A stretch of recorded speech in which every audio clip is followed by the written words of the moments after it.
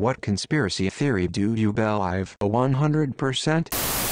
Uzugi Kenshin, a Japanese daimyo, warlord and one of the most powerful and cunning generals of his time, so much so, that he was considered an avatar of the god of war, was actually a woman. Let's look at some evidence that supports this. 1. Kenshin had severe stomach cramps on a monthly basis, around the 10th of the month. He actually scheduled his military campaigns around this. 2. Kenshin's cause of death is recorded as a form of uterine cancer, by a doctor who made virtually no mistakes in the rest of the book that it's written in. 3. When the Uzugi were forced to relocate, they repeatedly took Kenshin's remains with them, and refused to tell even the shogun where he was interred. This rules out DNA testing. 4. Kenshin's personal taste and appearance were consistently described in feminine terms, which, given the extreme subtleties of Japanese, is actually a bigger deal than it might seem. 5. Kenshin was the only man allowed by the shogun to wander among his harem. 6. Kenshin never married and never had children, although he did adopt. 7. He was described as beautiful with a very pale face and small features. Now the source for this theory is a pretty crazy historian, forgot his name, but I believe it and it's pretty interesting to think about. There's a bunch we'll never be told about the JFK assassination. I don't necessarily believe some of the accepted conspiracy theories other than maybe there being a second gunman somewhere. I am just pretty sure it wasn't a lone wolf gunman that did 100% of it. Fact: Oswald was definitely some kind of agent. He was most likely a CIA agent to have able to get back into the US after renouncing his citizenship. Everyone who's paid any attention knows the CIA withheld information from the Warren Commission, and we still don't have all the docs from the CIA around the assassination. In the unclassified documents, there was a suggestion that Lee Harvey Oswald met up with Officer J.D. Tippit in a bar before the assassination. He also allegedly met up with Jack Ruby in Key West prior to the assassination. So, here's the thing about Tippit. He was the president of the Dallas chapter of the John Birch Society.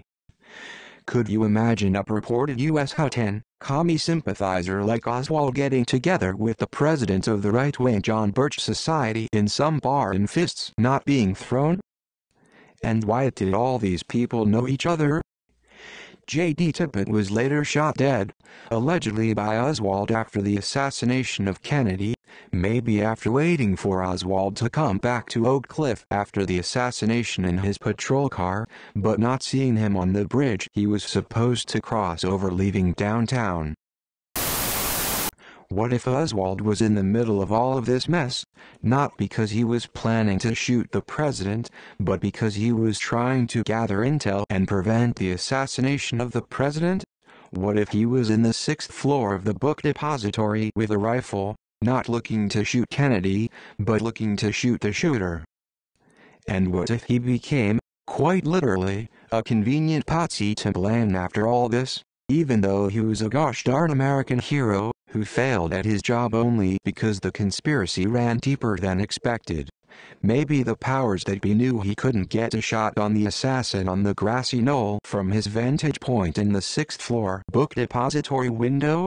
Maybe that's why that's where the shot was taken from? Maybe Oswald, knowing the assassin was running out of time, shot a warning shot, intentionally missing the president, hoping the motorcade would speed away? He didn't act alone. But what if the truth is worse? What if he was trying to prevent the assassination he's now forever blamed for? That the U.S. had actionable and reliable information on the Pearl Harbor attacks and opted to not act on it. It's been well established that Roosevelt wanted to enter the war. He felt a moral imperative to, but the popular opinion was hard against it, and doing so would have been political suicide.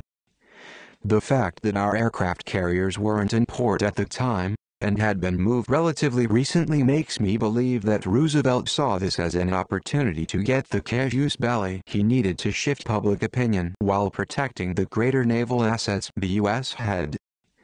The optimist in me wants to believe no leader would sacrifice thousands of his own people for political maneuvering.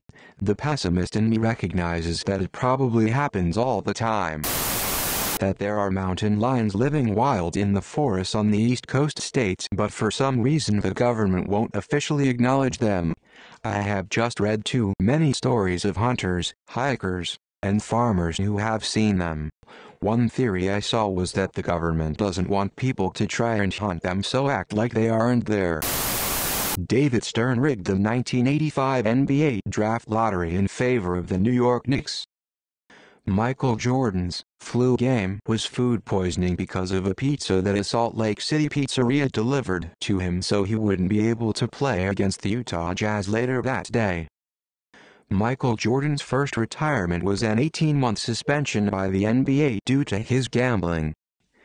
The NBA rigged the 2002 Western Conference Finals in favor of the Los Angeles Lakers.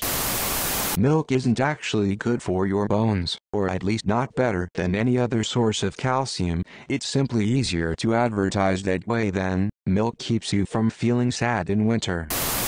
That H.H. Holmes is Jack the Ripper. He had a medical background, was in England at the time of the Ripper murders, had a huge interest in women's reproductive organs and liked to have them to try to figure out birth control, and most compelling, his handwriting matches the handwriting of the authentic Jack the Ripper letters. After he returned to America, the only murders that Jack the Ripper committed were completely different savage, which makes most of us believe it was a poor copycat. At the point at which digital cable became a thing, the networks and the cable companies had a powwow where the networks said, "Is there any way that you can make it super difficult for the end user to change the channel? Add a 3-second lag or make them use a menu instead of just typing in a number directly? This way people won't channel surf and will stay to watch commercials." And the cable companies named a figure and the networks wrote to check, and it was done. That this question is posted once a week by the FBI so they can make sure none of their top secret operations have been figured out by the public. That the people and organizations in the world that are doing good and helping humanity can also have ulterior motives. That doesn't change the fact that the good or service they produce helps people, entertains people, and saves lives. But it does mean that they are the same flawed human beings as everyone else and that they want to have influence, power, and money. Why do good and evil have to be mutually exclusive in our modern world? If we just look at ourselves on a daily or weekly basis, we can recognize that. I wish we would acknowledge it more and not play celebrity worship or team sports out of it. The Democrats committed election fraud during the primaries. In many states, Joe Biden won the districts that used digital voting, while Bernie Sanders won districts that used paper voting. In Texas, several flash drives of voting data was found after it was declared that Joe Biden won the state, and in Georgia thousands were stripped of their right to vote shortly before the primary. I don't think that 9/11 was an inside job, but it was the golden opportunity that W wanted to do what he pleased. He finished his dad's job and invaded Iraq. The people forgot the Enron scandal, signed Patriot Law, and other laws that he revised as he saw fit. It didn't help that he threw the 9/11 card at anyone who criticized him. That the 1% of richest Americans created a political system to keep themselves grotesquely wealthy at the expense of everyone else and keep them fighting amongst and blaming each other and not the 1%. The evangelical church is involved, as are the richest Russians. Kris Jenner murdered Nicole Brown Simpson and framed O.J. to start the Kardashian empire. That Facebook is collecting microphone data to advertise to us.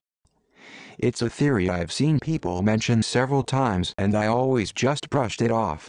I work in the tech industry and have learned most people aren't even all that aware of what they're doing on their own computers. I always assumed the suspicious advertising was coming from search history or cookies embedded in people's devices. I was over at a friend's house and I mentioned my throat was sore and I might be coming down with something. She had just been given a large box of EMERNC vitamin juice powder packets. We had a lengthy conversation about the packets and how she got them, but until that moment it was a product I had never seen or heard of before. My phone was definitely on and in my hands during the conversation. I was sending information of where to meet up with someone for the next day. That conversation was over Messenger. I definitely didn't do any additional research into the emergency packets. By the time I got home that night, and for roughly 3 days afterwards, emergency packets were heavily advertised to me over Facebook. I haven't really seen them since, but they were certainly prevalent for a short period of time immediately after the verbal conversation. That the US government is controlled by big business and thus will never truly work in the best interests of the people or even itself. Democrat or Republican, they have slightly different policies but still ultimately favor the ultra-rich over anything and everyone. I do not know when this will ultimately tip over, but you can't keep piling all the wealth at the very top. It's an upside-down pyramid. And at this point during the COVID-19 crisis, they're not even trying to provide bread in circuses. The stimulus checks and unemployment are a band-aid and not a fix to a broken and crumbling foundation. Following a 2007 radio interview that Australian Richard Glover held with Matthew Paris, a Times columnist, who hadn't shampooed for more than a decade, Glover decided to challenge his audience to go without shampoo for 6 weeks. Of the over 500 participants in the challenge, 86% reported that their hair was either better or the same following the challenge. Dermatologist Jim Lydon tried an experiment of paying prisoners not to wash their hair for a month to determine whether they developed dandruff, and found that they did not.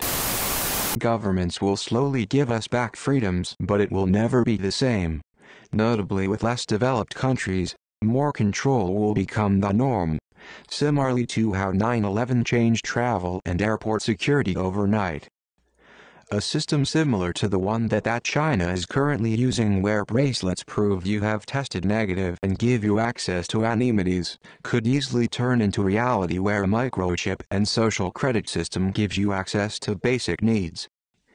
This pandemic was very possibly created in a lab, and could have been released on purpose or by mistake. Then one that hits home in my own country. The original inhabitants of South Africa are not Bantu, or European, obviously. The argument that Europeans invaded and colonized is moot because so did the Bantu tribes. The Khoisan and San tribes are the original inhabitants. This isn't even a conspiracy, it's a fact. The ruling party constantly pushes the agenda that Bantu tribes are the rightful inhabitants, and this wins them the majority vote. All countries have a history of war and conquest. The winners control the narrative. If the government wants to use the argument, then the Khoisan and San should be compensated more than anyone else. Fuck yeah, my mom and her side of the family will get some free shit.